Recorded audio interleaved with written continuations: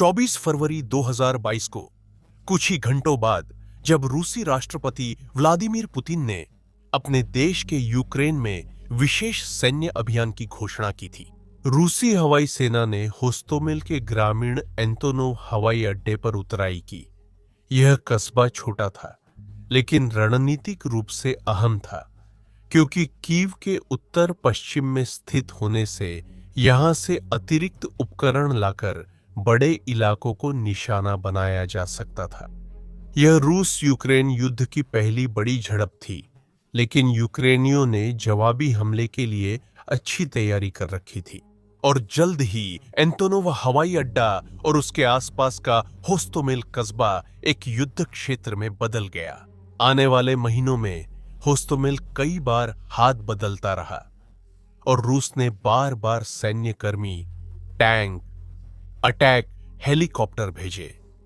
सैकड़ों सैनिक उस बस्ती में घुस आए, जबकि यूक्रेनियन अपनी स्थिति और अपने देश की रक्षा करने की कोशिश कर रहे थे।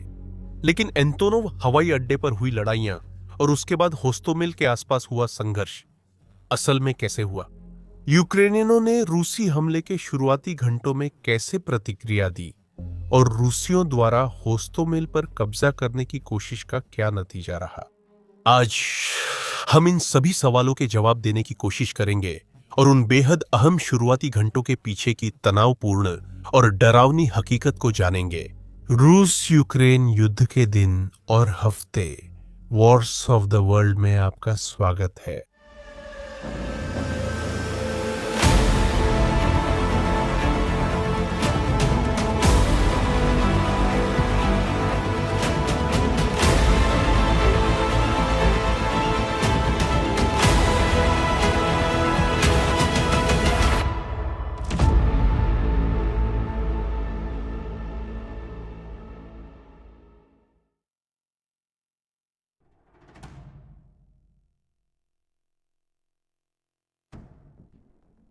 यूक्रेन पर आक्रमण से लगभग एक साल पहले रूसी सेनाएं अपने लक्ष्य के साथ साझा की गई भूमि सीमा के पास सैन्य उपकरण और सैनिकों को इकट्ठा कर रही थी। सैटेलाइट तस्वीरों में मिसाइलों और बख्तरबंद काफिलों जैसे भारी हथियारों की यूक्रेन की सीमाओं के पास आवाजाही दिखी, जिससे अंतर्राष्ट्रीय सरकारों का ध्यान गया। यह स्पष्ट होता जा रहा था कि एक संभावित आक्रमण निकट है और इसी कारण यूक्रेन ने सबसे खराब स्थिति के लिए तैयारी शुरू कर दी थी। 2021 के मध्य से अंत तक रूस की गतिविधियों पर अंतर्राष्ट्रीय मंच पर कई लोग, जिनमें अमेरिका की CIA भी थी, करीबी नजर रखे हुए थे। विलियम जे बर्न्स, जो उस समय CIA के निदेशक थे, जनवरी 2022 में यूक्रेन की यात्रा पर गए थे। उनके पास यह खुफिया जानकारी थी कि रूसी सेना वास्तव में निशाना बनाने की योजना बना रही थी, खास तौर पर एंटोनोव हवाई अड्डा और पास की होस्टोमेल बस्ती। आगे बढ़ने से पहले होस्टोमेल और उसके हवाई अड्डे को देखते हैं। उत्तर मध्य यूक्रेन में स्थित होस्टोमेल पहली नजर में किसी बड़े सैन्य अभियान का स्थल नहीं लगता। 2022 तक इस कस्बे की आबादी 18,000 से थोड़ी ज्यादा थी, जिनमें से कई लोग पास की राजधानी कीव में अपना जीवन यापन करते थे। साथ ही स्थानीय कांच उद्योगों और एंटोनोव हवाई अड्डे पर भी। वरना तो यह शांत देहाती कस्बा अपने हवाई अड्डे के लिए सबसे ज्यादा जाना जाता है, जो एक अंतर्राष्ट्रीय मालवाहक परिवहन केंद्र और विमान परीक्षण की सुविधा के रूप में काम करता है। दुनिया का सबसे बड़ा मालवाहक विमान एंटोनोव AN-225 मरिया आक्रमण के वक्त इसी हवाई अड्डे पर था। यह यहां मौजूद कई विमानों में से एक था, जिसे आगे की लड़ाई में नष्ट किया गया। यूक्रेनी वायुसेना अक्सर एंटोनोव हवाई अड्डे का सैनिकों के परिवहन के लिए इस्तेमाल करती थी और रूसी सेना के पहुंचने से पहले ही वहां मौजूद थी, जबकि यूक्रेनियों ने हमले की तैयारी की थी। उन्हें ठीक नहीं पता था कि यह हमला कब होगा। CIA से जानकारी मिलने के बाद हवाई अड्डे पर पहले ही 200 से 300 नेशनल गार्ड सैनिकों को तैनात कर दिया गया था। इनमें से अधिकतर सैनिक भर्ती थे। इस समय हवाई अड्डे पर बहुत ही कम पेशेवर और अनुभवी सैनिक तैनात थे और यूक्रेनियों ने यह भी कम आंका था कि रूसी उनकी ओर कितनी भारी ताकत भेजेंगे। उन्होंने विशेष बलों के छोटे आक्रमण की योजना बनाई थी, न कि बड़े हवाई हमले की। लेकिन इसके बावजूद यूक्रेनी सेना 23 फरवरी को हवाई अड्डे पर अधिक मजबूती से तैनात हो सकी। बैंकर और खुफिया अधिकारी डेनिस किरियव से मिली जानकारी के बाद कहा गया कि रूस अगले दिन अपना हमला शुरू करेगा। वाकई किरियव सही थे। रूसियों ने योजना बनाई थी कि वे एंटोनोव हवाई अड्डा और होस्टोमेल पर कब्जा कर हवाई मार्ग से भारी हथियारों के साथ तेजी से कीव बढ़े। रिपोर्ट्स के मुताबिक रूसियों की योजना थी कि सब कुछ जल्दी से पूरा कर लिया जाए। होस्टोमेल क्षेत्र पर मजबूत पकड़ बना ली जाए ताकि कीव पर हमला तुरंत किया जा सके। खबरों के मुताबिक पुतिन का मानना था कि होस्टोमेल पर शुरुआती हमला यूक्रेन को अव्यवस्था में डाल देगा, जिससे सेना का पतन हो जाएगा और उसके बाद रूस समर्थित कठपुतली सरकार स्थापित की जा सकेगी। हालांकि हकीकत अलग होगी।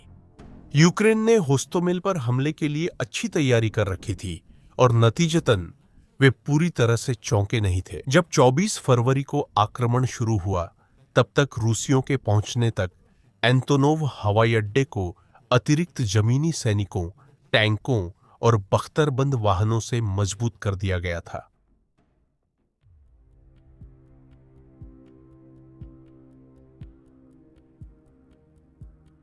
रूस यूक्रेन युद्ध का पहला संपर्क 24 फरवरी 2022 को सुबह 6 बजे के थोड़ी देर बाद हुआ था।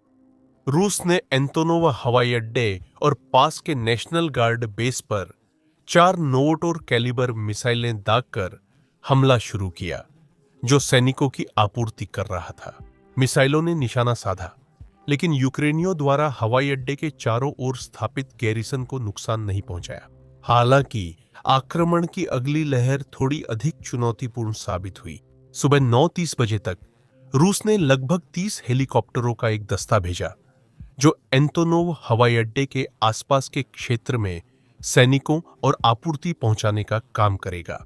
अब रूस ने हवाई मार्ग से 200 से 300 के बीच एयरबोर्न सैनिकों को लाना शुरू कर दिया था, जिन्हें का-52 और मी-24 अटैक हेलीकॉप्टरों द्वारा सुरक्षा दी जा रही थी। लेकिन ये यूक्रेनी रक्षा को तोड़ने के लिए काफी नहीं था, जो पहले से हवाई अड्डे पर तैयार थी। रूसियों ने अपने दुश्मनों के रडार को भी जाम कर दिया, जिससे वे आने वाले हेलीकॉप्टर हमले का पता नहीं लगा सके। यूक्रेनी जमीनी बलों ने ड्नीपर नदी के रास्ते हवाई अड्डे पर उतरते रूसी सैनिकों को रोक दिया। उन्होंने हेलीकॉप्टरों पर छोटे हथियारों, गोलियों व पोर्टेबल मिसाइलों से हमला किया। रक्षा की यह पहली लहर सफल रही और जमीन पर मौजूद यूक्रेनी सैनिक 2 रूसी अटैक हेलीकॉप्टरों को गिराने में कामयाब रहे। अब रूसी सैनिकों की लैंडिंग सुरक्षित कराना और मुश्किल हो गया था। जल्द ही हेलीकॉप्टरों की दूसरी लहर घने बादलों से निकलकर इलाके को ढक गई।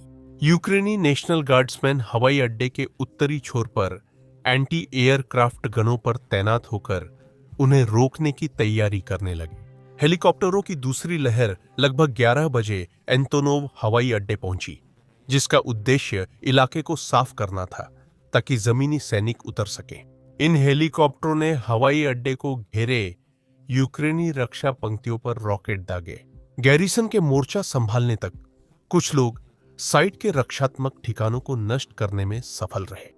इससे रूसी बलों को होस्टोमेल के बाहरी इलाके में सैनिक उतारने का समय मिल गया और जल्द ही उनके सैनिक पास आ गए। हवाई अड्डे पर तैनात नेशनल गार्ड्समैन को अपनी स्थिति की रक्षा करना मुश्किल लगा। उनमें से कई के लिए यह उनकी पहली लड़ाई थी और कई लोग अनुभवहीन योद्धा थे, लेकिन फिर भी वे डटे रहे। एक और रूसी हेलीकॉप्टर को एक गार्ड्समैन, जिसका नाम सर्गेई फलोत्युक था, ने मार गिराया और रक्षकों ने रूसी कमांडर कैप्टन इवान बोल्दिरेव को मजबूर किया कि जब उनका हेलीकॉप्टर निशाना बना तो वे आपातकालीन लैंडिंग करें। इसी दौरान जमीन पर रूसी सेनाओं की संख्या बढ़ी और शुरुआती हवाई अड्डे की लड़ाई में करीब 700 पैराट्रूपर्स उतारे गए। करीब 1 घंटे की लड़ाई के बाद यूक्रेनियन पीछे हट गए। हालांकि किसी की मौत नहीं हुई। रूसी सेनाओं की घेराबंदी से हालात जोखिम भरे हो गए। जिससे पीछे हटने पर आक्रमणकारियों ने गैरिसन के उत्तरी छोर पर कब्जा कर लिया, जहां एंटी एयरक्राफ्ट गणें हेलीकॉप्टरों को सफलतापूर्वक रोक रही थीं। दोपहर तक एंतोनोव हवाई अड्डा यूक्रेनी नियंत्रण से छीन लिया गया था और रूसी सैनिक वहां पहुंच गए थे ताकि नई टुकड़ियों के आने का इंतजार कर सकें।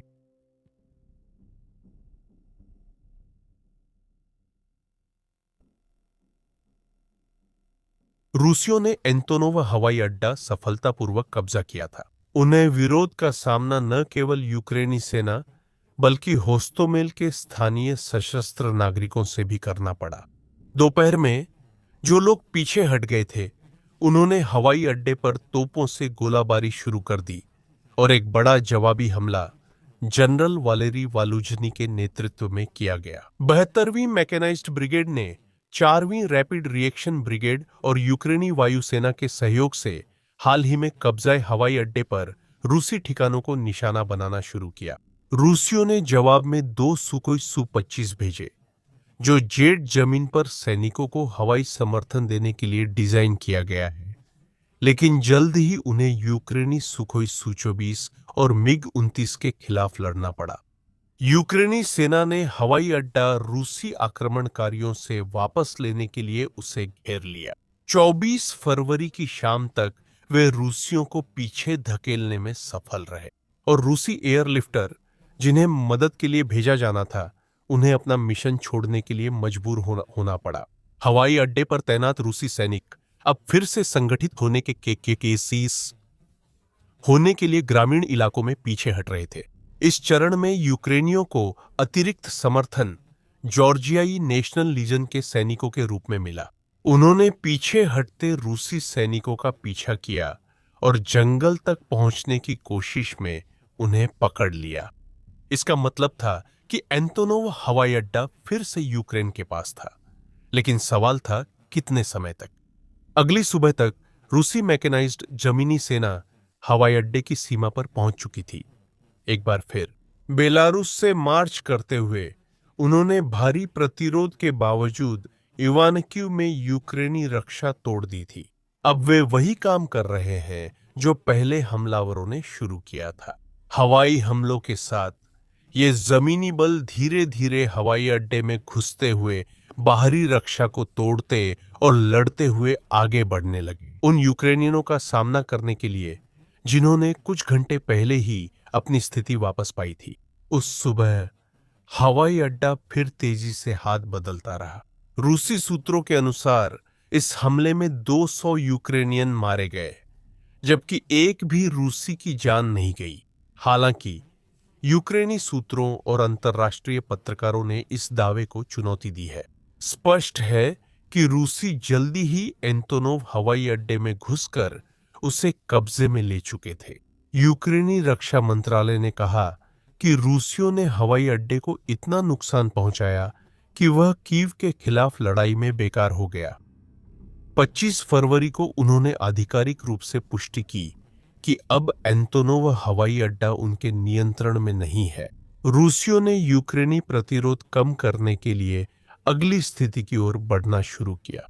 होस्टोमेल शहर स्वयं।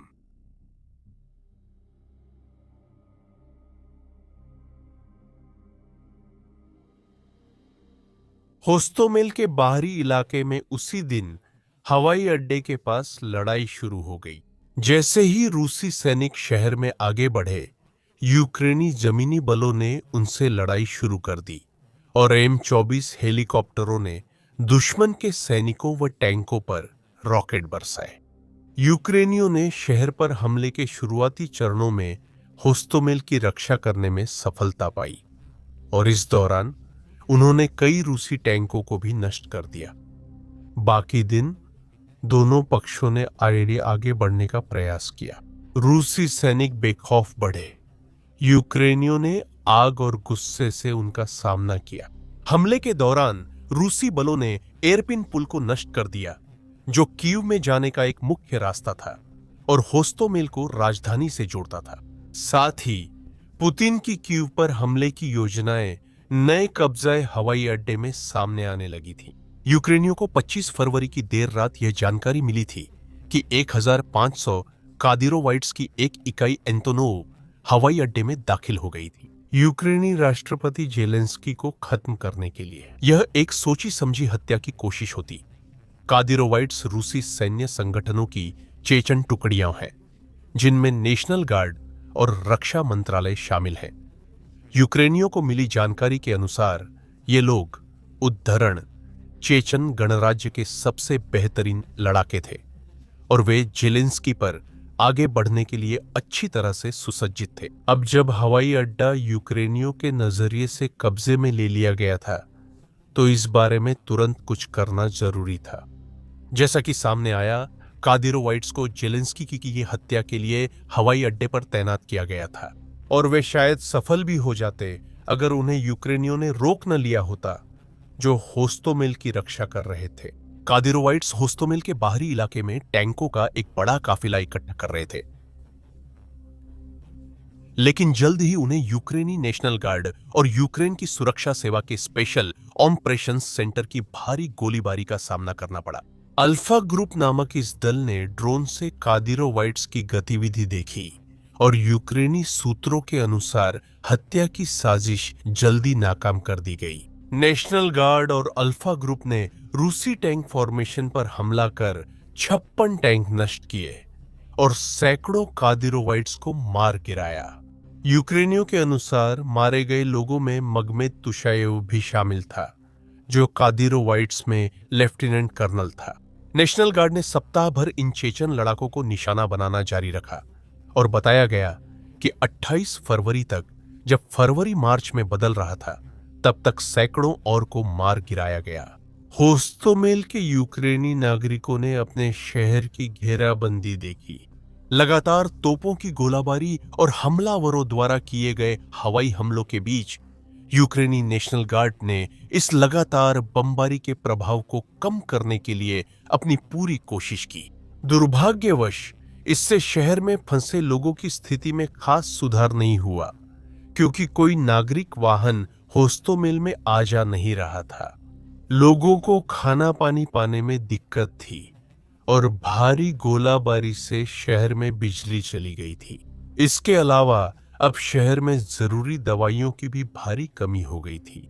संघर्ष से कई लोग मारे गए या मर रहे थे, जिससे बीमारी बड़ा खतरा बन गई थी। मानवता आधारित सहायता जरूरी थी, लेकिन संभव नहीं थी।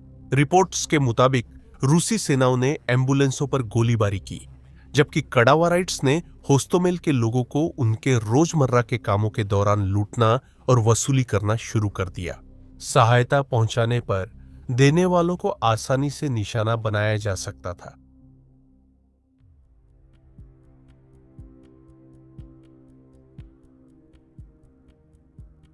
होस्टोमेल के केंद्र में पहली शहरी लड़ाई 3 मार्च 2022 को हुई थी। यूक्रेनी रक्षा मंत्रालय ने बताया कि उस दिन यूक्रेनी विशेष बलों ने सशस्त्र नागरिकों की मदद से 20 तक BMD-2 और BMD-4 को नष्ट कर दिया था। ये भारी बख्तरबंद टैंक जैसे लड़ाकू वाहन थे, जो रूसी एयरबोर्न फोर्सेस के थे। इनमें शक्तिशाली टर्रेट्स हैं, जो ऑटो कैनन राउंड्स फायर कर सकते हैं। इन रूसी BMD के खिलाफ मुख्य लड़ाई होस्टोमेल की ग्लास फैक्ट्री के पास हुई, जो कभी फलता फूलता उद्योग था, लेकिन युद्ध के चलते वहां सन्नाटा था। बख्तरबंद वाहन घुसते ही यूक्रेनी प्रतिरोध ने इतनी ताकत दिखाई कि रूसी सेना शहर के केंद्र तक नहीं पहुंच सकी। इसी दौरान यूक्रेनी सेना द्वारा सोशल मीडिया पर पोस्ट किए गए वीडियो में होस्टोमेल की सड़कों पर बुरी तरह क्षतिग्रस्त BMD और मारे गए रूसी सैनिक बिखरे हुए दिखाई देने लगे। बाद में 3 मार्च को, जब रूसी सेना एंटोनोव हवाई अड्डे से निकलकर शहर के बाहरी इलाकों पर फिर से हमला करने की कोशिश करने लगी, तब शहर के केंद्र में ऊंचे स्थानों से काम कर रहे यूक्रेनी स्नाइपर्स ने एक महत्वपूर्ण लक्ष्य को मार गिराया। मेजर जनरल अंद्रेई सुखोवित्स्की, जो एयरबोर्न फोर्सेस की 7वीं guards mountain air assault division के कमांडर थे, एक यूक्रेनी निशानेबाज की गोली से मारे गए। सुखोवित्स्की की मौत की खबरें युद्ध की शुरुआत के कारण फैले अराजकता में दब जाएंगी। और कुछ रिपोर्ट्स में यह भी दावा किया गया कि उनकी मौत मारियुपोल की घेराबंदी के दौरान हुई थी। रूस यूक्रेन युद्ध की एक घटना जिसे हमने हाल ही में कवर किया है। हालांकि यह अधिक सटीकता के साथ माना जाता है कि सुखोवित्स्की वास्तव में होस्टोमेल की लड़ाई में मारे गए थे, न कि मारियुपोल की घेराबंदी के दौरान। 4 मार्च 2022 की अगली सुबह रूसी सेना एक बार फिर होस्टोमेल के केंद्र में दाखिल हुई। इस बार यूक्रेनियन पूरी तैयारी के साथ आए थे और उन्होंने सैन्य वाहनों की पीठ पर लगे BM-21 ग्रैड रॉकेटों से एक और रूसी BMD को नष्ट कर दिया। बताया गया है कि इन रॉकेटों से कई रूसी सैनिक भी मारे गए, क्योंकि यूक्रेनियन अपने क्षेत्र की जमकर रक्षा करते रहे। इसी बीच हवाई अड्डे के पास, जहां कडावराइट्स की एक और यूनिट तैनात थी, चेचन बल यूक्रेनी गोलाबारी से बुरी तरह घिर गए और उनके गोला बारूद, हथियार और वाहन रक्षकों द्वारा कब्जा लिए गए। 4 मार्च तक यूक्रेन ने कहा कि होस्टोमेल का केंद्र रूसी सेना से सफलतापूर्वक वापस ले लिया गया। कहा जाता है कि उस दिन हुई झड़पों में रूसियों ने 50 सैनिक खो दिए थे और उनके शवों से काफी मात्रा में खुफिया जानकारी और उपकरण भी जब्त किए गए थे। शहर का केंद्र रूसी आक्रमणकारियों से मुक्त था, लेकिन एंटोनोव हवाई अड्डा अभी भी उनके कब्जे में था, इसलिए उस दिन की जीत अधूरी थी। शाम को 69वीं एयर असॉल्ट ब्रिगेड के यूक्रेनी sniper commander major Valery Viktorovich Chibinev Antonov हवाई अड्डे के पास मारे गए। जैसे ही 31वीं गार्ड्स एयर असॉल्ट ब्रिगेड की रूसी सेनाएं अपने नए कब्जाए गए क्षेत्र को मजबूत करने के लिए आगे बढ़ीं, 31वीं गार्ड्स के सैनिकों ने एक बार फिर शहर के केंद्र की ओर कूच किया। उन्होंने शहर के बाहरी इलाके की एक बड़ी आवासीय इमारत पर कब्जा कर 40 से ज्यादा नागरिकों को बंधक बना लिया। बंधकों में यूक्रेनी पत्रकार रुस्लन विन्नीचेंको भी थे, जो रूसियों के कब्जे के समय होस्टोमेल की स्थिति रिपोर्ट कर रहे थे। उन्होंने बताया कि उनके साथ परिसर में 60 लोग बंदी थे और रूसियों ने 90 और लोगों को पकड़ लिया था। अगली इमारत में विन्नीचेंको ने दावा किया कि रूसी सैनिक उनके भवन परिसर में घुस आए थे और यूक्रेनी घरों में लूटपाट और चोरी कर रहे थे। साथ ही इलेक्ट्रॉनिक्स भी जब्त कर रहे थे, बाहरी दुनिया से संपर्क सीमित करने के लिए। रूसी सैनिकों ने बंधकों को अपार्टमेंट बेसमेंट में इकट्ठा किया, जहां नागरिकों को सिर्फ पानी या धूम्रपान के लिए बाहर जाने दिया जाता था। कुछ लोगों ने प्रमुख शहरों में यूक्रेनी नुकसान की झूठी अफवाहें फैलानी शुरू की ताकि मनोबल गिराया जा सके। ऐसी रणनीति युद्ध के शुरुआती दिनों में मारियुपोल जैसे क्षेत्रों में भी इस्तेमाल हुई थी, जहां विनिचेंको और उनके साथी अपार्टमेंट से रूसी कैद से कार आने पर भाग निकले। वहीं कई लोग इतने भाग्यशाली नहीं थे। बताया गया कि बंधक बनाए जाने के एक हफ्ते बाद रूसी सैनिकों ने कहा कि पकड़े गए लोगों को बेलारूस ले जाया जाएगा। शुरुआती दिनों में रूसी सैनिकों द्वारा नागरिकों को रूस या उसके आसपास ले जाने की खबरें आम थीं। और फिर से मारियुपोल से भी ऐसे लोग थे जिन्होंने बताया कि घिरे हुए शहर से भागने की कोशिश कर रहे नागरिकों को भी रूसी सीमा के दूसरी ओर बने शिविरों में ले जाया गया। 5 मार्च तक रूसी सैनिक होस्टोमेल में और अंदर तक घुसने में कामयाब हो गए। उन्होंने कैदी बनाए और यूक्रेनी प्रतिरोध को पीछे धकेलते हुए शहर पर कब्जा करना शुरू कर दिया। स्थिति यूक्रेनी नेशनल गार्ड के लिए या उन लोगों के लिए जो बस्ती से भागने में असमर्थ थे, उनके लिए अच्छी नहीं दिख रही थी। रूसी के अंदर घुसते ही सवाल उठा कि क्या वे होस्टोमेल पर कब्जा बनाए रख सकते हैं ताकि कीव पर चढ़ाई के लिए उसे आधार बना सके।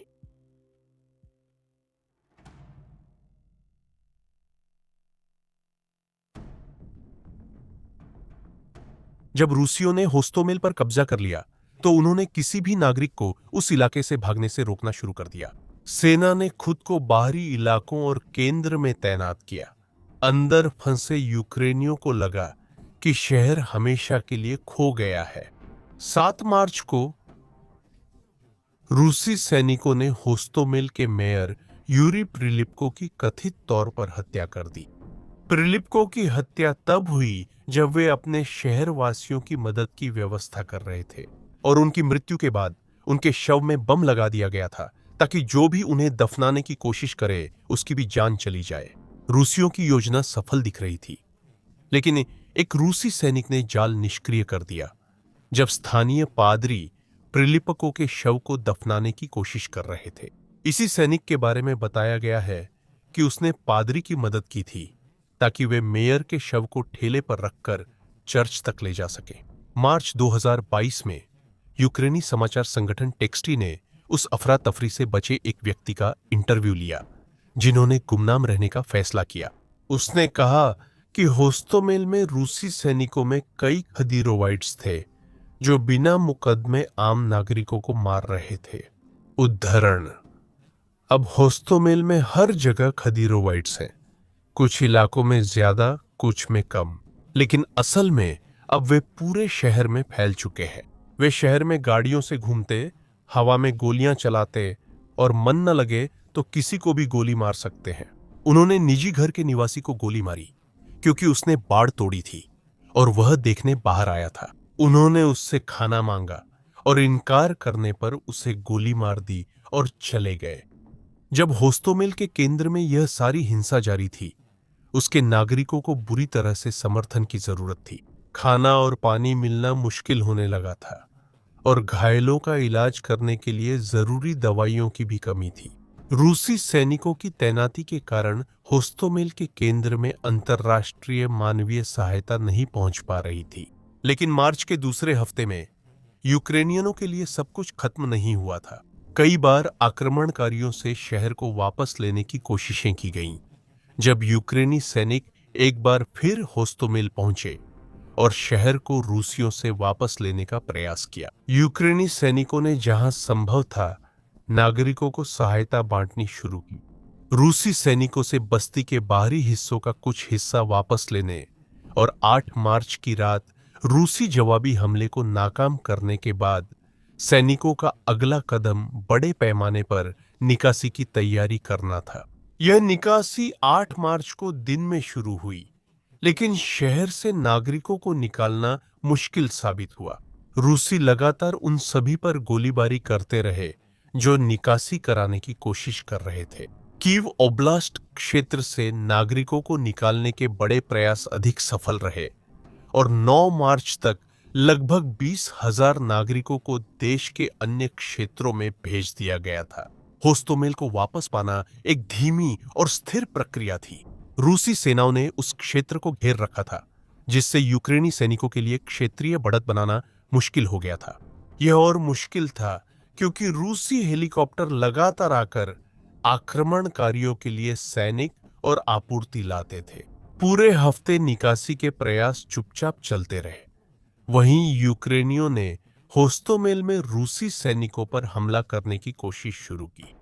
पहली बार 13 मार्च को उन्होंने शहर के बाहरी पुल पर हमला किया जब रूसी सैनिक पार कर रहे थे, जिसमें कई सैनिक मारे गए और पुल नष्ट हो गया। 16 तारीख को यूक्रेनी नेशनल गार्ड ने होस्टोमेल पर कब्जा करने वाले रूसियों के खिलाफ जवाबी हमला शुरू करने के लिए सेना जुटाई। उन्होंने रूसी ठिकानों पर तोप से हमला किया, जिससे रूसी सैनिक बिखर गए और फिर होस्टोमेल के केंद्र में बड़ा क्षेत्र वापस लिया। कीव क्षेत्र पुलिस प्रमुख आंद्रिय नेवातो ने यह कहा, इसी सफल जवाबी कार्रवाई ने रूसियों को राजधानी पर सीधा हमला शुरू करने से रोका, जो संभवतः कुछ ही हफ्तों में आगे बढ़ जाती।